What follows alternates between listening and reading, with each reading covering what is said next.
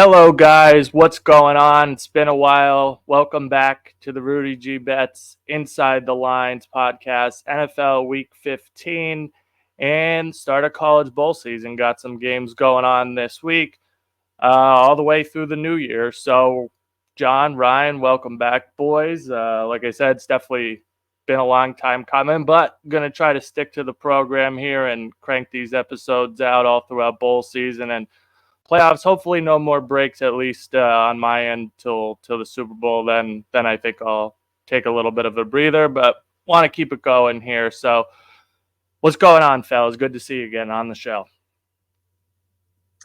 Yeah, it's good to see you, boys. Glad to be back on the show. Definitely feeling a lot better than I had the last couple of days. I actually had some sort of flu bug the last couple of days. So I'm feeling great. I'm ready to dive into these games. And I wouldn't be feeling as great if my boys didn't take care of business on Sunday night. So made me feel a lot better than the loss from last month. So. Yeah, not going to sit here and defend the Eagles because they've looked pretty shitty, so I'm just going to let it go for now. What I will say is I know they're going to at least play the 49ers or the Cowboys in the playoffs, and they do have a really easy 4 games left, so Yeah, we'll the see. schedule's easy. Not counting on anything from them right now, but as usual, the season flies on by, and it's already week 15, so got fantasy playoffs going on and bowl season, so a lot to talk about. But yeah, let's get into it. And real quick, Rudy, congratulations! Your team practically already won a national championship since Jaden Daniels won the Heisman against all odds with three losses.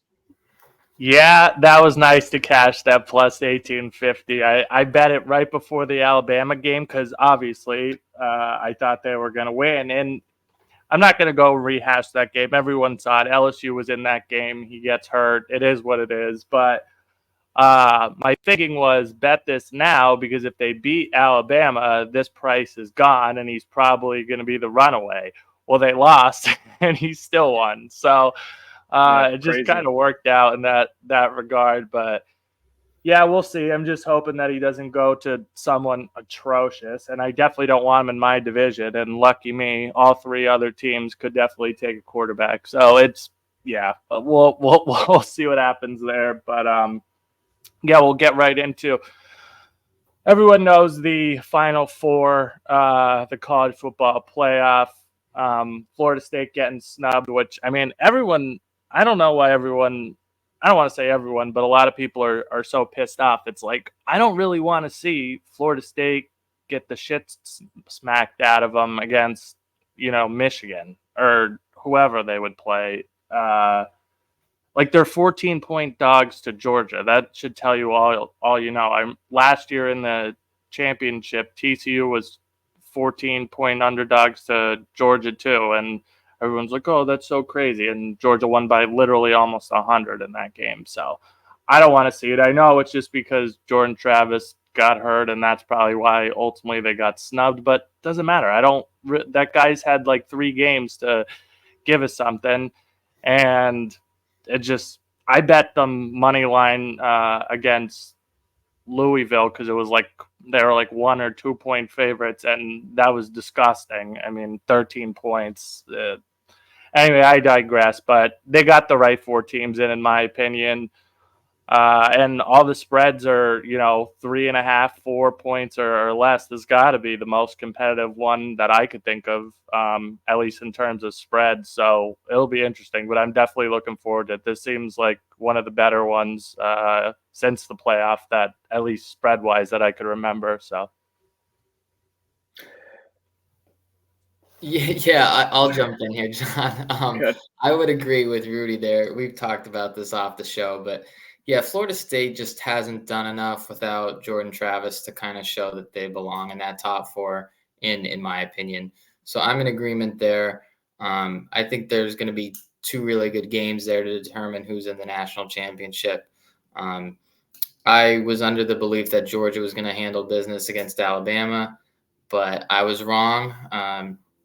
Jalen Milroe had a very good game and should be another good game against Michigan. So we'll see what happens. Yeah, I agree with you guys. They definitely got the right 4 teams in. I know there's a lot of controversy. I mean, if you guys watch the coverage, Booger McFarland on ESPN was like disgusted. He said this was a disgrace to college football to not let an undefeated Power Five team in. He's a moron. Listen, like I get it from the perspective of, yes, your objective is to win every game, and Florida State had nothing else left to prove. But I think the committee showed us, and obviously this isn't going to be a big deal next year because we're going to a 12-team playoff. But Right. I think the committee was pretty much just saying to everybody, listen, we factor in injuries, and if Jordan Travis was healthy, I mean, Florida State was a shoo-in for the playoff, for sure. without question. Yeah. And I think if Florida State played better in the last couple of weeks without Jordan Travis, they struggled against Florida. Florida's defense was horrible all year. They couldn't move the ball with Rodmaker. I know he got hurt at the end of the game. Then in the ACC championship, granted, yeah, their defense was phenomenal against Louisville, but their offense was pitiful, and you just saw how like the talent discrepancy in terms of when they have a fully healthy Travis on that offense. I probably can't think of another quarterback in the country that's worth more to the spread than Jordan Travis, besides maybe Jaden Daniels in the entire Power Five. I mean, maybe Michael Penix you can argue too, but it's crazy that, like, if Jordan Travis is there, I have no issues at all. And I'm glad Alabama got in. I'm glad Texas got in. They deserve to get in if Alabama was going to get in. And this is going to be the best Final Four college football playoff we've ever had. I mean, obviously, I'm glad it's going to be the last one if it's going to be the best. But yeah, I'm really excited to see these games. I think the spreads are about right, and there's just a lot of interesting matchups in the two semifinal games that I'm intrigued to see. Yeah, I'm really, really excited to see Alabama, Michigan in particular. That one, I haven't bet anything yet on either game. I'm pretty close, but TBD on those. We'll inform you once I do. Didn't want to get into all those games, 3 weeks out, 4 weeks out, whatever it is now, just because there's going to be line movement and all that stuff. And we'll cross that bridge when we get there, but. With that, John, you have a couple college plays for the bowl games coming up this week. Give us what you got. Yeah, so first, I'm going to dive right in with the first bowl game on Saturday. It's the Myrtle Beach Bowl. It's kicking off at 11 a.m. Eastern between Georgia Southern and Ohio.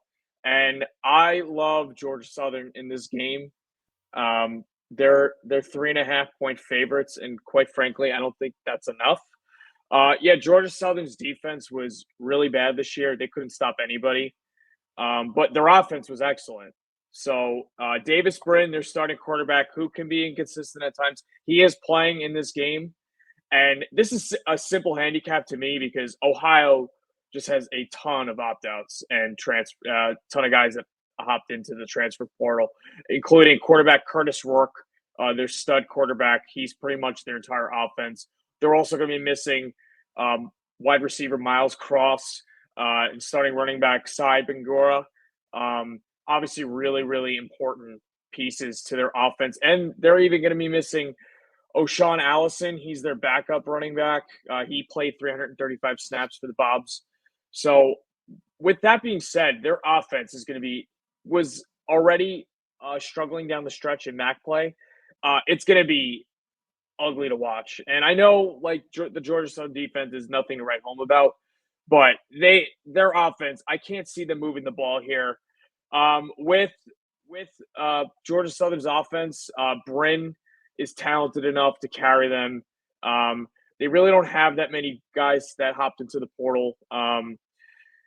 The only thing that I'm a little worried about is Jalen White, who was their leading rusher. He didn't play in their last game. And starting outside linebacker Isaac Walker, he also didn't play in their season finale. I think they're going to play. We'll see. There's no real news on them yet. But regardless, even if they don't play, they have enough talent on offense to win this game. 3.5, I think, is generous. So I'm rolling with the Eagles from Georgia Southern in the Myrtle Beach Bowl. So I don't know if you guys have any thoughts on that one. But can't say I've bet on those teams too often this year, but what I will say is good luck to you and hope you cash a ticket. Is that the first bowl game of the season? Yeah, it's literally the first game on Saturday. Yeah, I mean, listen, I backed Georgia Southern a few times this year. They're not fun to back because, like I said, their offense is great when they're rolling, but Davis Brin can make so many turnover-worthy throws, and it's like you're like clinging on to life whenever you're laying points with them, especially with their defense. But in this game, I know C.J. Harris, the backup quarterback for Ohio, he has experience, but I don't see he doesn't do enough for me that he can lead this team to victory. So, like I said, I just think this spread is a bit short. Yeah, I see they opened as 2.5-point dogs when the bowl games got announced, and then you got a 6-6 team field goal plus favorite over a 9-3 team. I mean, that seems kind of telling. Just gambling 101, reading between the lines. So maybe I'll join you on that. Yeah, Georgia Southern play. Yeah, I mean, you can see a lot of the money is on Georgia Southern, and it makes a lot of sense with that big of a line move. But it's just to me, it's a no-brainer. I just think Ohio benefited from their schedule in the MAC. They play a lot of bad teams down the stretch. I mean, this is a team that was struggling to score against Akron, and Akron was one of the worst Power 5 teams in the entire country a couple of weeks ago, and that was with their entire starting offense playing. So I can only imagine with their backups in how ugly it's going to look.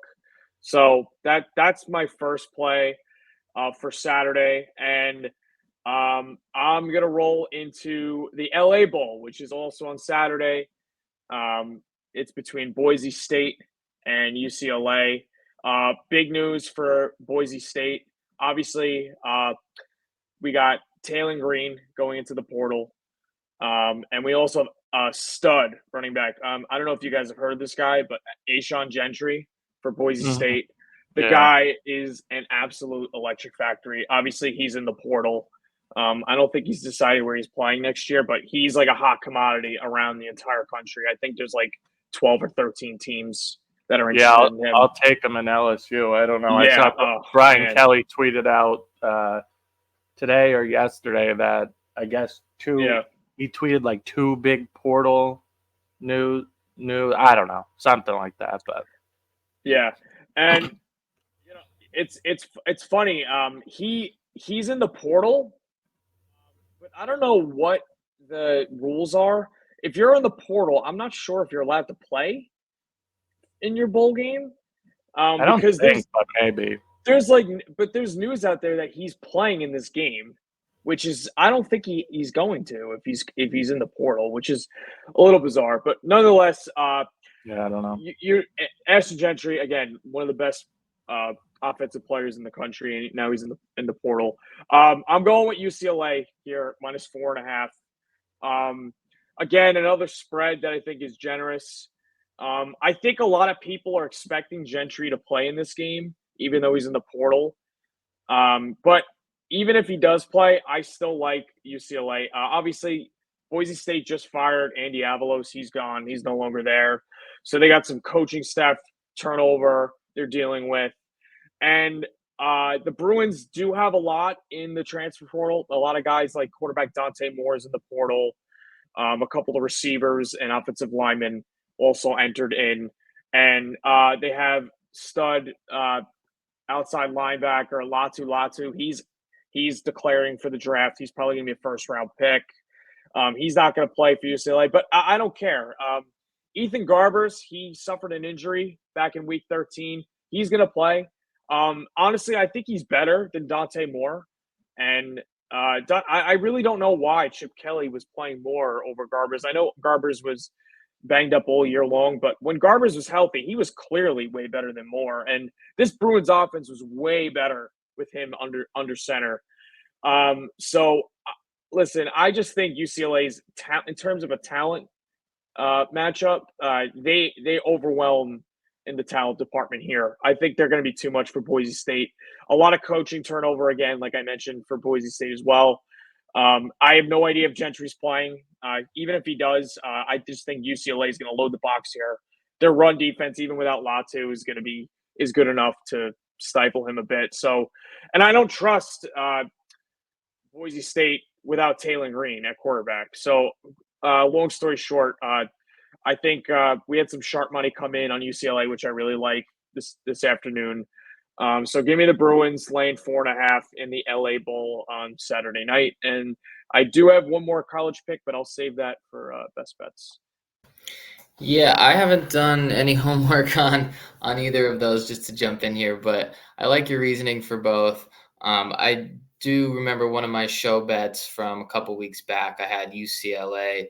I can't remember who they played, but it was very frustrating with what was Dante? What's Dante Moore? He's in the portal. I'm pretty sure. Yeah, he's in the portal. He's gone now. He sucks, but yeah, I know you said he's not even gonna be playing, but I just remember he turned the ball over a couple times, and the bet actually ended up hitting. I think it was like against Washington or Utah or something. But anyways, yeah, I like your reasoning for both picks. So I haven't looked into anything for college yet, but I like it. But with that, we'll get into our NFL plays for the week. I'll start out here, and I'm going to take the Packers -3. You could still get on Caesars at the time of recording. Let me see if there's any other threes.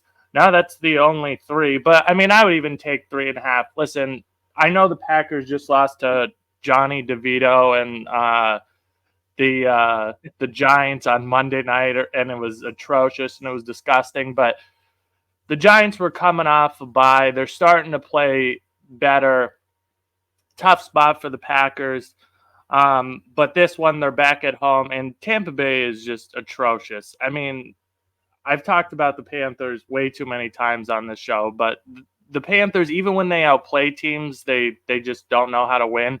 And they played the Bucs to essentially a coin flip that they lost. They lost by a field goal there, despite the just dumpster fire offense that they got going on. Tampa Bay is just not a good team. And while the Packers' run defense isn't great, as shown on Monday night with DeVito and Saquon and accumulating yards on the ground, the Bucs are like the worst rushing team, excuse me, in the NFL. So I don't really think that's going to be too much of an issue for Green Bay. Yeah, I mean, South Florida team going into cold Lambeau Field, Packers off a loss. I expect Jordan Love and the boys to bounce back here and rough up Tampa Bay. So give me the Packers -3, -3.5, whatever you could get. The Buccaneers are just not a good football team. Yeah, Tommy Cutlett's the talk of the town after that Monday night victory. Fucking guy throws for 140 yards and wins the offensive player of the week. Like, get the fuck. Hey, he had like 70 or 80 rushing yards. Yeah, but come on, really? He's quite the public figure, especially with his agent and his dad and all that other stuff going on. One thing before you go, if Giants fans really think that he's the guy, like you need help. Honestly, you just listen. I dislike the Giants. I mean, I probably dislike the Eagles more than any team, but I have a pretty strong hatred for the Giants and their fans. And I have a bunch of buddies, obviously, from New York that are Giants fans. And I don't think they think he's the guy. There are some Giants fans, of course they do, but I think they're honest mentally challenged ones. I think it's just been such a rough year that they're looking for anything to root for at this point. Yeah. And it's a pretty funny story with the family. I mean, it's perfect. Like they're straight up casted out of The Sopranos. It's just it's like you look at his dad and the agent. It's just it really is. It is. It's funny. Yeah, you really can't make this up. But that's why you don't see Daniel Jones either. When someone could come in like that and look almost as like good as Daniel Jones, because I agree with that. But anyway, so what that was is segmenting or segueing into my first pick. And I'm going to take the Giants team total under 16.5. I think it's time to sell high on Tommy Cutlets there after his dramatic Monday night win. The Packers turned the ball over 3 times, which led to some good field position for the Giants. They really weren't moving the ball too well. Their receivers are no names. It's going to be a short week coming off an emotional victory. And the Saints defense hasn't been like amazing this year. It's not good. The Panthers outgained them by over 100 yards, and they just shit all over themselves. But that's what the Panthers do. They outplay teams, and they still don't win. So right. So this isn't like my most confident play, but it is a play. Just pretty much a fade on like, this Tommy Cutlets phenomenon. I don't.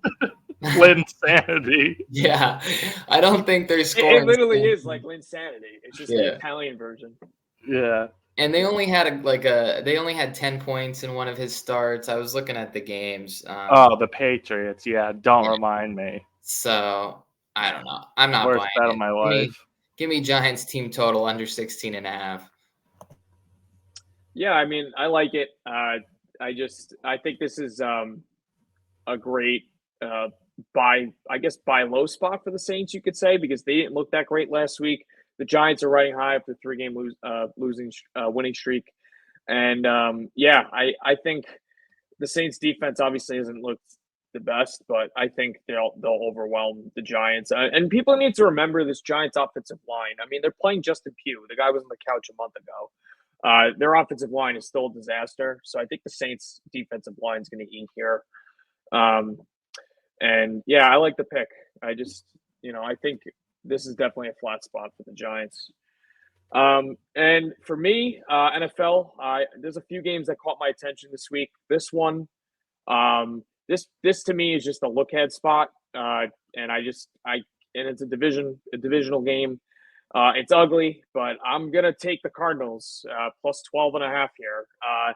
Listen, it's never fun fading the 49ers. We know how good they are. They're probably the best team in the NFL right now.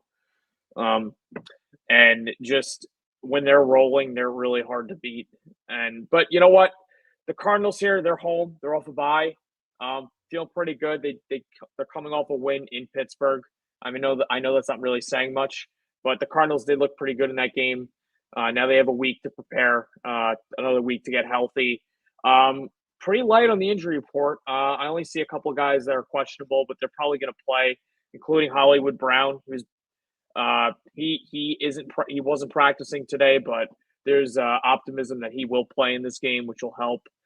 And I just think this is too many points. The 49ers, they have, like I talked about, the look ahead spot. They got the Ravens next week. That's a big game. I know it's not a conference game, but that's a huge game for the Niners in terms of seeding, because the Niners really can't afford to slip up, considering the Eagles have such an easy schedule down the stretch. And I'm not even including the Cowboys, because the Cowboys have a tough schedule the next couple of weeks. But so give or take, the Niners lose, right, next week. And the Eagles, they play the Giants twice. They play Seattle this week. And I believe, I don't know who they play at the end. The Cardinals. The Cardinals. Okay. Sandwiched in between. There you go. So very, very manageable schedule. I wouldn't be surprised if the Eagles won out the rest of the year, despite how bad they've looked the last couple of weeks. But too many points here. Divisional game. The Cardinals, in their first matchup with the Niners, they actually looked kind of decent, and that was with Josh Dobbs at quarterback. And now Josh Dobbs just got benched by Nick Mullins. Which is insane to say, but give me the Cardinals here. I mean, it's a weird number. I wouldn't be surprised if the line steamed up a bit before Sunday at 12.5. I'm probably gonna wait for 13, which we might get. But either way, I'll take the Cardinals at plus 12.5 or better. Yeah, I actually saw it. I think yesterday or 2 days ago, and Cardinals 13.5 was the prevailing number, and I was figuring it was going to go to 14. Oh, wow. So actually, they took a little bit of money. We'll see if it comes back up. I was under kind of similar opinion as you. 49ers, I'm assuming they figure this is one just get in, get out, because the Ravens are obviously way better than anything the Cardinals are going to hand them. Cardinals off a bye, and Cardinals are kind of playing for pride at this point. They've looked, at least on offense, a lot better since Kyler came back. He pretty much looks like his old self. They need to get some more talent, but for the most part, not bad. James Conner has been running the ball pretty well. I think they'll probably stay in this game. It's going to be one of those gross ones. I don't know if I get there. We'll see. But fundamentally, I would be. Also to add really quick, the Niners injury report is loaded. I mean, there's a lot of guys that are questionable and they may end up playing, but just to goes to show you, they're looking at the injury report, like guys like Trent Williams, Eric Armstead, Trey Greenlaw, as we know, had that famous encounter with Big Dom from the Eagles security team, which was hilarious. But I was there. Yes. Yeah. Oh, you were there? Oh, yeah. I didn't even know that. Wow. Not a fun game to be at, but anyways. Of course not. But regardless, they're still banged up. So I mean, I wouldn't be surprised if they held some of these guys out, considering they're playing the Cardinals. Mm-hmm. So we'll see. Yeah, fundamentally, I agree with you. It'd be Cardinals or nothing. It's just if I could get 14, I'll probably dip my toes in. We tend to see some of these NFL numbers really steam up on Sunday mornings, either one way or the other. And I think this is a game. The 49ers are obviously a public team, so I can really see a lot of money come in on them on Sunday. And hopefully we get a 13 or better. But either way, I still like them. Yeah, fundamentally, I'm in agreement with you. Another play that I have this week in the NFL is the Browns -3 against the Bears. I was on the Bears last week against the Lions. I mean, the Lions, I don't know what's going on with them, but they've been making me money going against them. We'll see if they could figure it out. I mean, that defense is horrendous, but I think this is a tough one for the Bears here. This is a tough ask in Cleveland. Joe Flacco, man, who would have thunk it? But he's kind of balling right now, and it's unbelievable how much just a guy with arm strength and a guy that's willing to push the ball down the field instead of two guys with rag arms that just kind of that are glorified running backs with PJ Walker and DTR. I mean, getting Joe Flacco looks like the best thing they could have ever done. And the Browns defense obviously is top 5 unit. Justin Fields has been playing actually pretty well, but I think this is just a tough ask for the Bears here. And I like the Browns here. I feel like the Bears are probably going to get a lot of love. They've been playing pretty well the last couple of weeks. It seems like Justin Fields is playing for his job, and credit to him because he's playing well. I have him on my fantasy team. Got me a big win to get in the playoffs last week. But I think this is a tough spot for Chicago. They won back-to-back division games. Now you're playing out of conference. And the Browns are real physical bunch, offense, defensive line. Like I said, Joe Flacco looks really good, at least compared to expectations. And, I'm going to take the Browns here at what I think is a short number. The Browns, honestly, it wouldn't shock me if they somehow end up winning this division. I don't know if they played all their games versus the Ravens yet or what the deal is. I didn't look in the schedule, but I don't know. The Ravens don't really. I don't know. The AFC. I was talking to Ryan the other day. The AFC is kind of low key dog shit, but we'll see. Yeah, give me the Browns -3 against the Bears. They're done with the Ravens. The AFC is. Everyone thought that was the better conference, but the NFC has proved to be better this year. But I'm going to disagree with you on this one, Rudy. This might be our first disagreement on the show recently, but at least maybe. Yeah. I got the Bears here +3. I mean, the Bears defense has been playing really well. I mean, 3 of their last 4 opponents they've held to 13 points or less. And don't forget, Flacco played against the Jags defense, who Jake Browning lit up the week before. So I don't really think Joe Flacco keeps it going. He's always been a streaky quarterback. He's 38 years old, just coming off the couch. Like, I'm not really buying this Joe Flacco resurgence. And also the Browns are dealing with some key injuries. Grant Delpit's not going to play. And then they had one of their defensive ends. I can't even pronounce his name, like Okonkwo or something. I don't even know. I know who you're talking about, but yeah, I'm not going to try and pronounce the fella's name. So I think it's Okonkwo. I'm not really. I'm pretty sure it's just Okonkwo. Something like that. But anyways, yeah, I got to roll with the Bears here. They've been playing better, and like I said, I can't buy the whole Joe Flacco career resurgence, or not even. He doesn't even have to have a resurgence to beat the Bears, but I just think he sucks. And Jake Browning lit the Jags up, so I don't really. But he also lit the Colts up too, and the Colts were playing some pretty good ball. So yeah, but the Colts defense is atrocious. We'll see. I like the Browns. Ryan likes the Bears. Yeah, we'll see. Yeah. That's all I could say. I'm not disagreeing with either of you, but I really like the under in that game. If you had to take a total perspective, 38.5 is low, but I think like you both mentioned, both these defenses are playing really well right now. I don't know what the weather's gonna be like. Cleveland probably not great. If I had to guess, Cleveland in mid December. Probably not awesome. I mean. The perception is if people see snow, people automatically go to bet the under, but it's actually a great situation to take an over because these guys, the offensive line, the defensive line can't they get no traction with their feet, so there's really no pass rush. The defensive guys fall down all the time, and it usually ends up guys don't want to tackle. Yeah, the tackling is sloppy, so that usually ends up being an over. But regardless, I don't know if it's going to snow. I haven't really checked the injury report in that game, but like Rudy mentioned, just the weather in Cleveland in mid-December just sounds miserable. It tends to be a place that could be also very windy, which could definitely help us. So you could see a very run-heavy game script from both of these teams. It could definitely turn into a true grinder. 38.5, I think that's a good number to take it under. Yeah, I don't disagree with you there. I think that's a good play.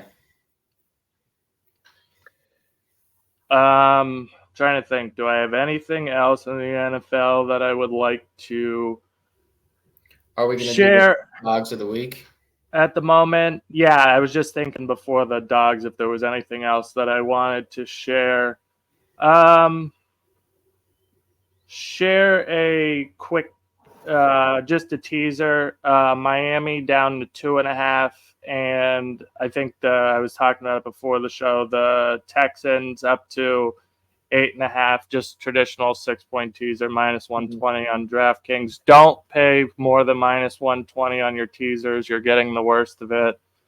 I mean, realistically, it's hard to get -110, but yeah, anything over -120, you're getting the worst of it. Just try and incorporate a moneyline parlay or something.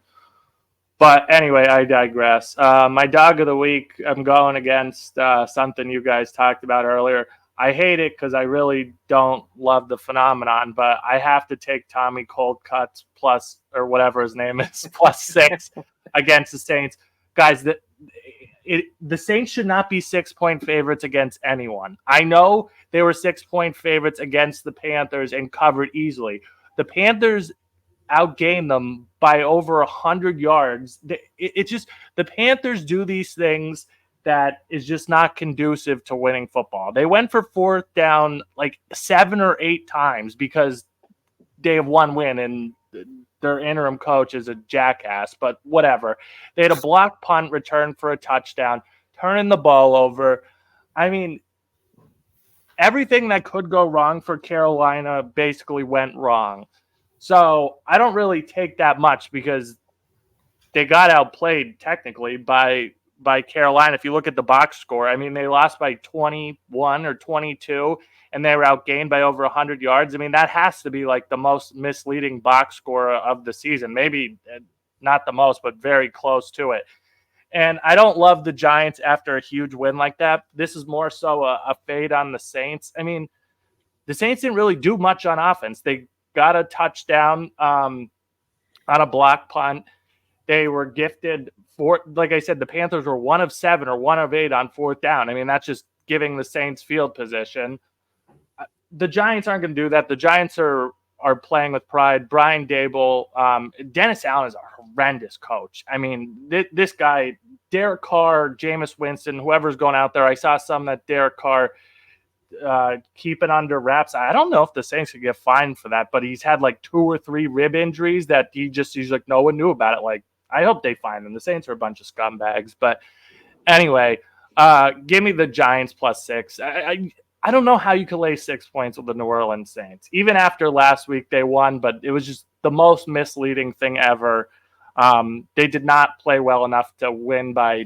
I mean, Carolina honestly should have probably covered that game if it was not for just the Panthers being the Panthers. But anyway, I digress. I don't like that many dogs this week, and it wouldn't shock me if the Saints lose this game. I mean, they're just not a good football team. They're not. So give me Tommy Colcuts and the boys +6. Maybe they'll win outright. I don't know.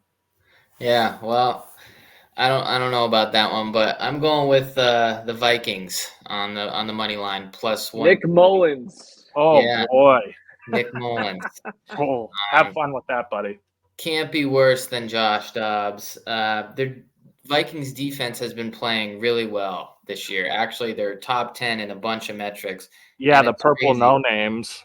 Yeah, because everyone thought their defense was going to be awful, but they're 8th in yards per on play. Paper, it is awful, but somehow Brian Flores has the purple people eaters part too. Really quick. They're 8th in yards per play, 5th in rush yards allowed per game, 4th in yards per carry, 14th in passing yards allowed, 3rd in yards per completion. So they're really solid defense right now. Justin Jefferson told reporters today he's going to play. And yes, Jake Browning has looked good in his past 2 games. Do you know what defense he played against? The Jags, who we talked about, and the Colts, 2 terrible defenses. So he's actually going to have to go up against a good defense. And, the Vikings, do I have a ton of faith in Nick Mullins? No, but I think this is more of like a just pick-em game rather than the Bengals being favored by 3 points. So, yeah, give me the Vikings +135 or 140. I don't hate it, but I'm not trying to bet on Nick Mullins if I don't have to. So good luck to you. Yeah, I really don't have an opinion on that Vikings Bengals game, but if I had to take a side, I'd probably take the Vikings just because of their defense. Like you said, we haven't seen Jake Browning against a formidable defense yet. I wish the Vikings could run the ball. I would probably be more inclined to take it, but they just cannot run the fucking ball, and that would be nice to help out Nick Mullins. But yeah, I mean, theoretically, I agree with you. It's just I don't think I'm gonna part with my money to bet on Nick fucking Mullins anytime soon. Yeah. So there was a couple of teams that I was thinking about for the dog of the week. A couple of them caught my attention. One was the Steelers. But I couldn't do it. I mean, Mitch Trubisky's probably playing again. If Kenny Pickett was playing, I would probably lean the Steelers, but I can't do it, man. I know Tomlin as a dog is like an ATM machine, but with Mitch Trubisky, I mean, we saw how bad he was last week. Mm-hmm. And also I was considering also the Jaguars because the Ravens, like I talked about with the Niners, they have a huge look ahead spot with the Niners next week. That one might make my card actually. The Jaguars. I was considering. I'm totally taking the Jaguars for sure, especially with the hook. Another week for Trevor Lawrence to get healthy, but nonetheless, let's hop in and I'm doing it. I don't care. I'm taking the Seahawks +4 at home against the Eagles. Listen, I know the Eagles are going to be hungry for a win. They've been embarrassed 2 weeks in a row. I'm sure we're going to get their best effort here. And considering they have a soft schedule the rest of the way, this really, honestly, is their toughest game left. So, but listen, Seattle, I think Geno Smith is probably going to play this week, and they're going to be playing for their playoff lives. They're 6-7. They honestly can't afford any more slip-ups. I believe they have to play San Francisco one more time, too. Actually, no. I don't think they played them twice. They played them twice. Yeah, but regardless, this is a huge game for them. There's so many teams in the AFC, the NFC that have 7 losses right now, including now Green Bay. And Seattle plays the end of the year. They play at Tennessee, home against Pittsburgh, and then at Arizona. So pretty manageable schedule rest of the way. So this is a massive game for them. So you figure if they win this game, they probably only have to win 2 out of their last 3 to make the playoffs. They could probably make it at 9-8. But regardless, this is not even just me being an Eagles hater. If you looked at their defense the last couple of weeks, they've been exposed. And I'm not saying Seattle's offense is amazing, but look what Seattle's offense did against Dallas 2 weeks ago. I mean, they shredded the Cowboys. Easily the worst defensive performance for the Cowboys all year. And they just sliced and diced all game long. DK Metcalf had 3 touchdowns. And this is just a huge I know the Eagles are going to be fired up, but this is a big desperation spot for the Seahawks. They need to win to get in. I'm sure Geno's going to play. He may not be 100%, but he's better than Drew Lock. I trust the aerial attack of the Seahawks to do enough against this awful Eagles secondary. Even if the Eagles offense comes out fired up and puts up a bunch of points, I think this backdoor is wide open. I think 4 is too many points here at home, especially with a desperate Seattle team. So give me the Seahawks at home plus the 4. All right, guys, we'll be right back. Get you our show best bets and get out of here for the week. You have been listening to Season 3 of the Rudy G Bets Inside the Lines podcast. We'll be right back after this with our show best bets.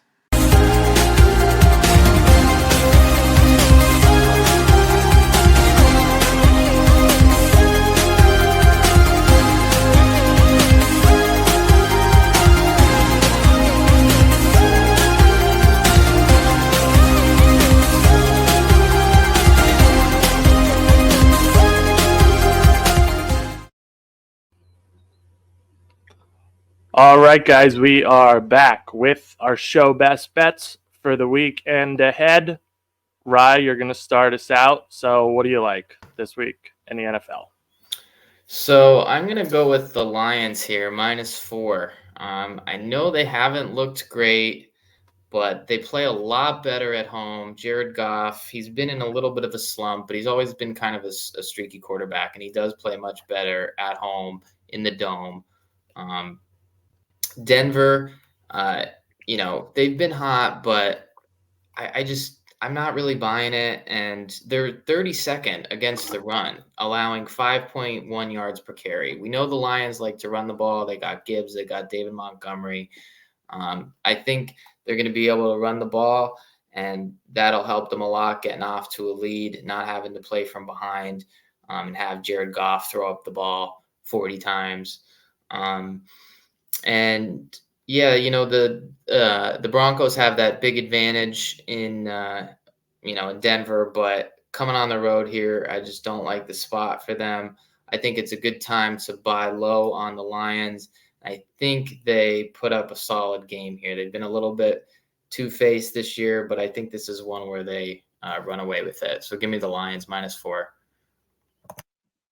Yeah, kind of Lions on a skid and the Broncos on a hot streak, and the Lions are still more than a field goal favorite. I think that tells you a lot. I might be in with you on the Lions. That was one that I kind of had circled as a potential add-on. So good luck with that. I think you'll get that one. John, how about you, buddy? Yeah, really quick before I go, I totally agree with Ryan, especially with the Broncos run defense. And after the Lions slipping up last week, this is a great bounce back spot for them. Sort of like a buy low also with the Broncos playing well as of late. My best bet, I'm going college football. Obviously, bowl season, as we talked about, kicks off on Saturday.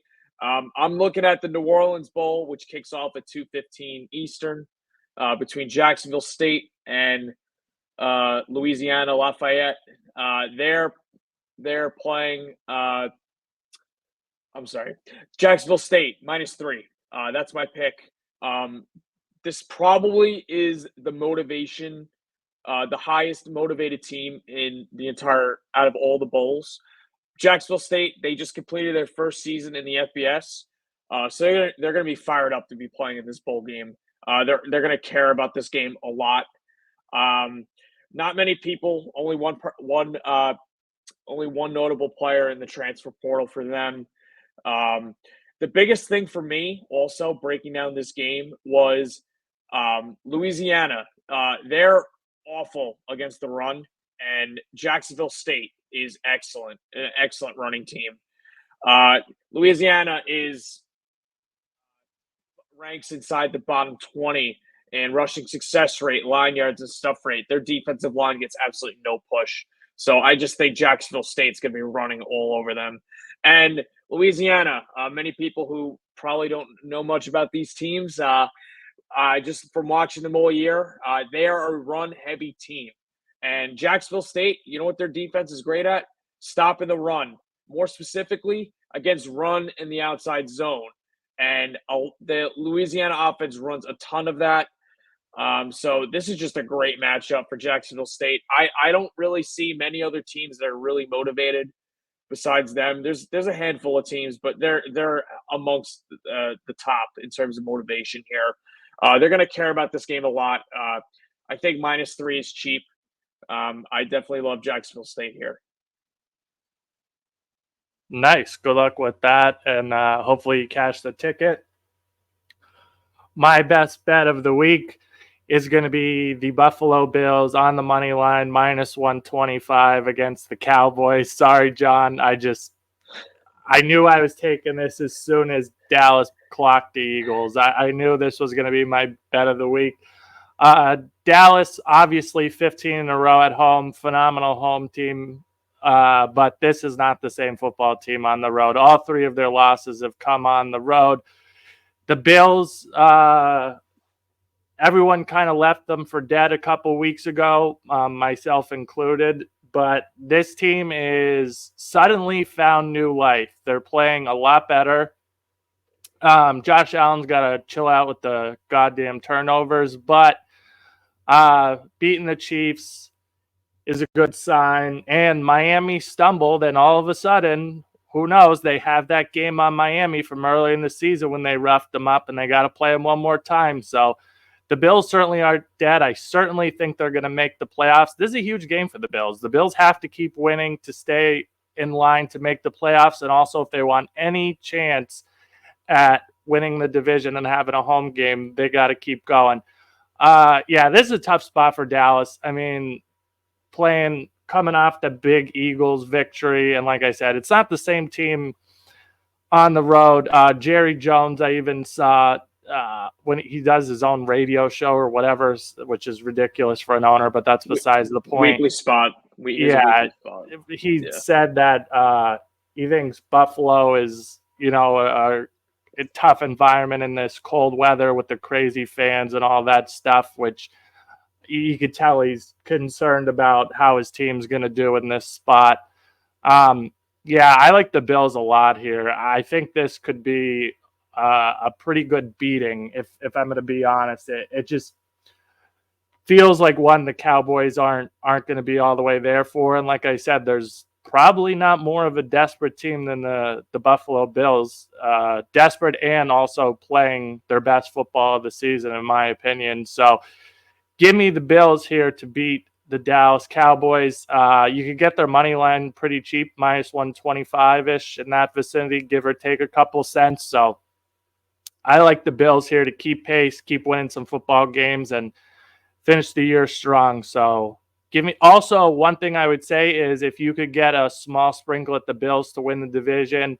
I don't know what the price is for that, and also the Bills to make the playoffs. I'm sure it's probably, I don't know what the price is, but if it's anything reasonable, I would say that's another good correlated bet. Because if they win, those prices are going to be, it's going to be completely shot on value. So we'll see what happens. But yep, I like the Buffalo Bills here this weekend. So that will get you guys our closing remarks. For me, not a whole lot. No, not a whole lot to say, really. Jane Daniels won the Heisman. The Rangers are on a little skid right now, but they're still first in their division. They're basically one of the 3 best teams all year. Next week I'll have more college opinions, I think. Last thing. Totally forgot. Doing a UFC show tomorrow with Andy Lang and Kyle Anthony, both from Wager Talk, on UFC 296, the big pay-per-view, last event of the year for 2023 in the UFC. So we'll have that out for you guys tomorrow afternoon. Going to be taping that around 1:30 tomorrow afternoon. So if you guys like UFC, check that out. We'll get you some winners. That's all for me. Yeah, for me, going to be diving into bowl season on Saturday.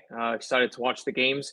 The slate doesn't look that great, but it's listen, in mid-February, and when it's a random Tuesday, we'll be dying for any type of football. So yeah, but like you gotta, we got 43 beautiful bowl games ahead of us. I can't wait to watch every single one of them. And obviously, just going back to what your best bet was. Honestly, if I was unbiased, the Bills are a great spot for this week. Cowboys riding high, Bills now heating up now at home. I will say, though, the weather actually isn't going to be bad in Buffalo. I saw it was going to be like 43 degrees, which is great for December. Mm-hmm. Obviously, it's a 4:30 kick, so the temp will dip a little bit as the sun goes down. But, definitely tough spot for the Cowboys. I'll definitely be on edge watching that one. So I'll be tuned in to watch that. And, right now, just, I'm packing up my apartment. Me and my girlfriend, we just got a house. So nice. So we'll be moving the next couple of weeks. So I'm busy, taping boxes and bubble wrapping everything in between watching these games.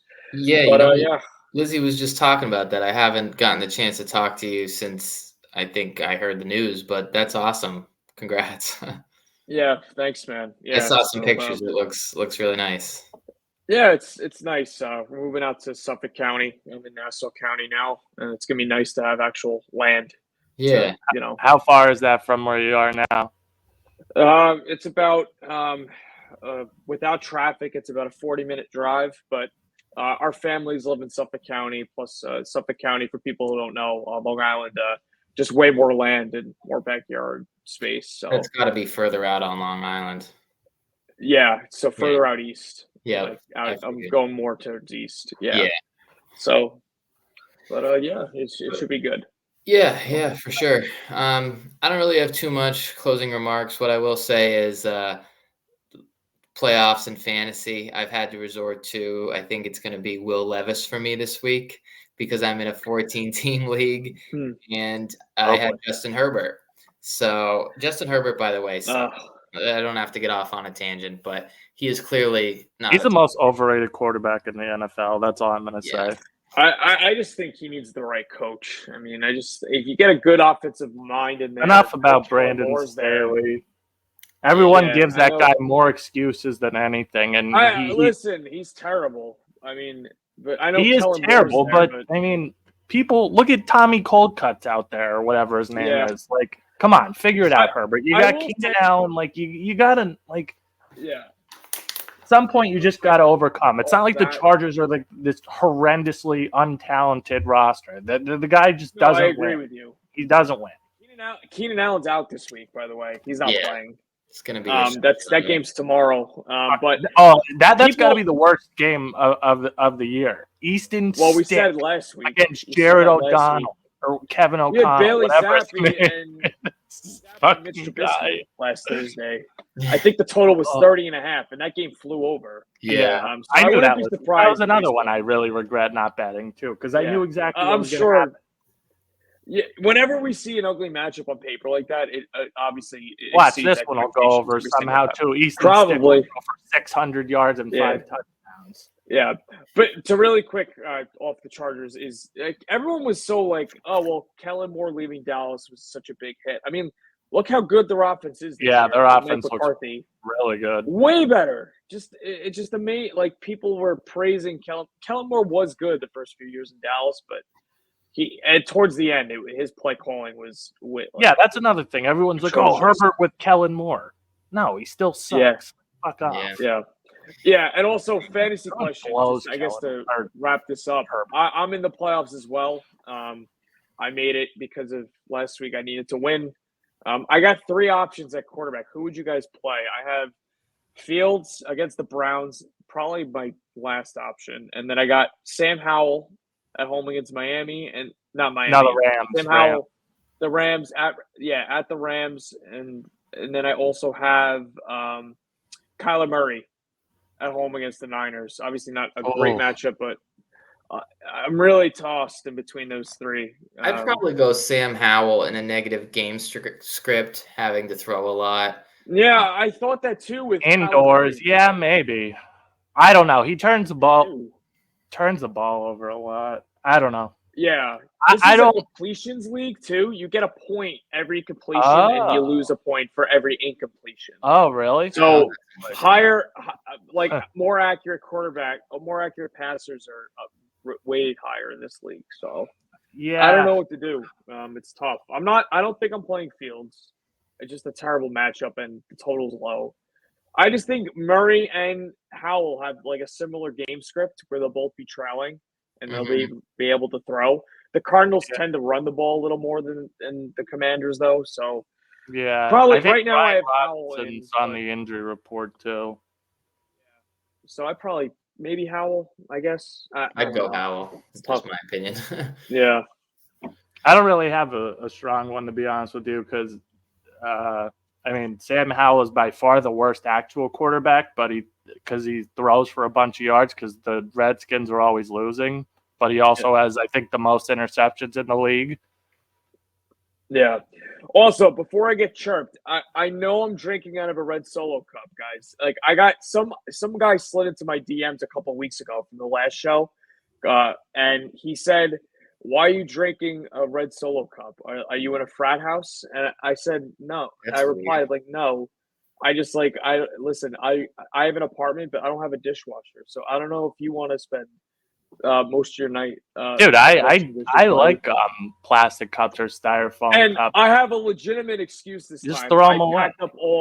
I packed up all my silverware. People on the internet are my glass cups. I'm moving. Yeah. Guys, that's why I'm drinking. Yeah, who cares? Yeah, I'm sure you guys saw. Well, I sent you some idiot said this betting thing isn't for you or whatever. It's like you're barking up the wrong tree, buddy. That couldn't be further from the truth if you just take one look at. And of course, he didn't reply because he got put in his place like an idiot. But anyway. That's all we got to say about that. The internet trolls are always going to be there, but yeah. Anyway, all right, fellas. Well, good talking to you guys. Good luck with your plays. Everyone listening, good luck with your action. Hopefully we could keep bringing you guys winners. And like I said, tomorrow, check out the UFC show if you want some plays for last event of the year. It's a big one. So with that, guys, Rudy, Ryan, John, signing off. Take care, guys. Enjoy your weekend.